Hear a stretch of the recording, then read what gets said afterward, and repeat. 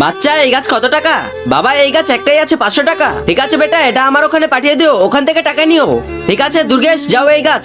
ওই শোনো, এই গাছ আমার ওখানে পাঠিয়ে দিবে, কত টাকা নিবে? ম্যাডাম জি এই গাছ তো বিক্রি হয়ে গেছে, এটা বাবা কিনেছে।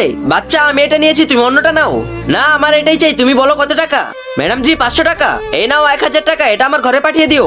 ঠিক আছে ম্যাডাম জি। বাবা তোমাকে এই গাছ দিতে পারবো না, এই গাছ তো আমি কিনেছিলাম, তারপরে ওকে কেন দিলে? আরে বাবা আমি টাকা পেয়েছি তাই দিয়েছি। বাচ্চা আমি এটা আগে বলেছিলাম, তারপরে তুমি ওকে কেন দিলে? এটা আমার ভাগ্যে আছে, আমার কাছেই আসবে। মালিক বাবা ঠিক বলেছে। চুপ কর তুই, গাছ ওঠা, চুপচাপ ম্যাডামের কাছে দিয়ে আয়। আরে এখন আসছে না কেন? আরে ভাল্লুক কোথা থেকে আসলো? আরে এটাই তো সেই গাছ যেটা আমার দরকার ছিল, অবশেষে চলে এসেছে আমার কাছে। কিন্তু তার আগে তুমি যদি চাও তোমার মা জান্নাতে যাক, তাহলে ভিডিওটিতে লাইক করে চ্যানেলটি সাবস্ক্রাইব করে দাও। আর যদি চাও জাহান্নামে যাক, তাহলে কিছুই করতে হবে না, আর কমেন্টে মা লিখে যাও।